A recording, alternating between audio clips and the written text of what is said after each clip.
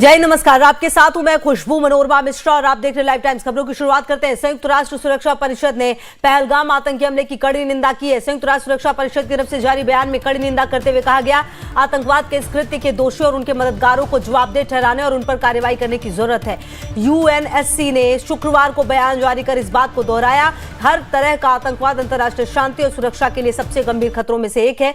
ये बयान यूएनएससी अध्यक्ष द्वारा सभी 15 सदस्य देशों की ओर से जारी किया गया है। आपको बता दें, पाकिस्तान वर्तमान में यूएनएससी में एक अस्थायी सदस्य है। यूएनएससी ने कहा कि इन हत्याओं के लिए जिम्मेदार लोगों को जवाबदेह ठहराना जरूरी है।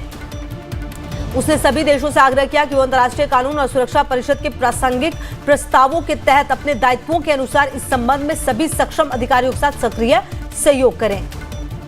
तो देखिए, security council press statement on terrorist attack in Jammu and Kashmir, ये पूरा एक प्रेस रिलीज आप समझिए किया गया है। और कमलेश की मौजूदगी हमारे साथ है इसी खबर पर ज्यादा जानकारी के लिए। कमलेश, यूएनएससी अध्यक्ष ने हमले की निंदा की है और कहीं ना कहीं अब लगातार तमाम देशों की तरफ से, तमाम संस्थाओं की तरफ से भारत को सहयोग मिलता हुआ दिख रहा है। इसके क्या मायने हैं? इस जो ये पूरा पर्टिकुलर जो पत्र है, जो प्रेस रिलीज है, जो निंदा की गई, उसके क्या मायने हैं?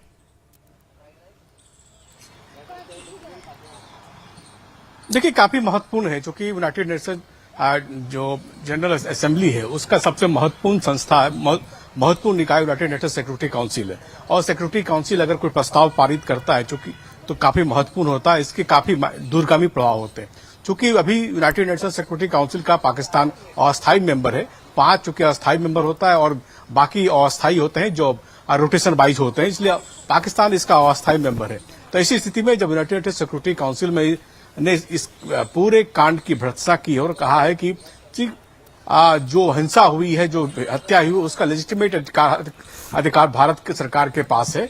और ये उम्मीद करता है सिक्योरिटी काउंसिल कि दोनों देशों अपना संयम बरतेंगे और जो नॉर्म्स है, वियना कन्वेंशन के साथ साथ यूनाइटेड नेशन जनरल असेंबली का नॉर्म्स है, उसको दोनों देश पालन करेंगे। यानी जो आतंकवाद है उसके खिलाफ जीरो टॉलरेंस की जो नीति है, दोनों देशों को पालन करना पड़े। तो आप कह सकते हैं कि एक अप्रत्यक्ष ढंग से बिना पाकिस्तान काम लिए पाकिस्तान को हिदायत दी है कि आप अंतर्राष्ट्रीय मानकों के अनुसार बिहेव करें। दूसरी बात, मैं जो इससे पहले भी कल आपने देखा कि यूनाइटेड नेशन जनरल असेंबली के जो अध्यक्ष हैं उनकी ओर से एक कड़ा स्टेटमेंट आया था। उनके स्टेटमेंट के बाद ये स्टेटमेंट है, क्योंकि यूनाइटेड नेशन जनरल असेंबली में 121 से ज्यादा सदस्य हैं, उन्होंने भी पूरे कांड की भर्त्सना की थी। तो अब अंतर्राष्ट्रीय बिरादरी भी पाकिस्तान के खिलाफ उठ खड़ा हुआ है। अब पाकिस्तान चूंकि बिल्कुल अलग थलग पड़ता हुआ दिख रहा है। कोई भी देश, यहां तक कि चाइना ने भी इस पूरे कांड की भर्त्सना की है। यूएस तो पहले कर चुका है, लेकिन 14 देश खुद प्रधानमंत्री नरेंद्र मोदी को फोन कर इस बात की कड़ी मरम्मत कर चुका और कहा है कि भारत सरकार जो भी कदम उठाएगी उनके साथ है। तो ऐसी स्थिति में अब पाकिस्तान इस मसले में कम से कम अलग थलग पड़ा है। अब रिएक्ट करना है पाकिस्तान को। क्या वो ये कहता है कि वो इस आतंकवाद के खिलाफ कड़ी कार्रवाई करेगा और जो भी अंतर्राष्ट्रीय मानक है उनके अनुसार बिहेव करेगा? अब पाकिस्तान को जवाब देना है इस पर। बिल्कुल। और कमलेश, देखिए, कहीं ना कहीं ये तो पाकिस्तान की हरकत है, पाकिस्तान की जो नीयत है वो तो हमेशा हमने समय समय पर देखी है। लेकिन जिस तरह से इस पूरे मामले पर, पहलगाम हमले की अगर आप स्पेसिफिकली बात करें, जिस तरह से अंतर्राष्ट्रीय स्तर पर, अंतर्राष्ट्रीय मंच से और तमाम जो और बड़े देश हैं उनकी तरफ से बातें कही जा रही है, कहीं ना कहीं भारत के लिए एक बहुत ही पॉजिटिव साइन है। क्योंकि भारत, देखिए, जो करना है कमलेश वो तो करेगा, लेकिन कहीं ना कहीं अंतर्राष्ट्रीय मानकों का भी ख्याल रखना पड़ता है आपको कई बार। और ऐसे में जब भारत कदम उठाएगा तो ये तमाम चीजें भारत के फेवर में जाएंगी। जी बिल्कुल ठीक कहा कि चूंकि ये देश लगातार पाकिस्तान के खिलाफ बोल रहे हैं और भारत के समर्थन में आ रहे हैं।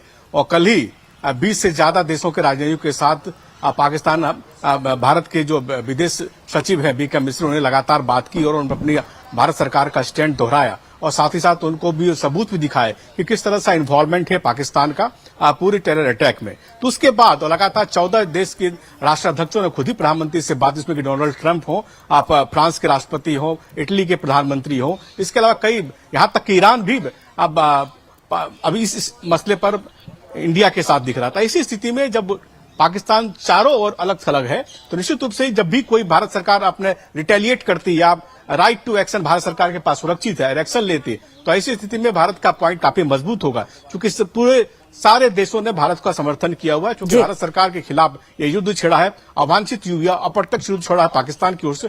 तो अब लेजिटिमेट अधिकार है भारत सरकार के पास कि उसका माकूल जवाब दे और कम से कम इन देशों का समर्थन, यूनाइटेड नेशन जनरल असेंबली का समर्थन, सिक्योरिटी काउंसिल का समर्थन इसी बात की ओर इशारा करते हैं। ठीक है कमलेश, बहुत शुक्रिया आपका इन तमाम जानकारियों के लिए।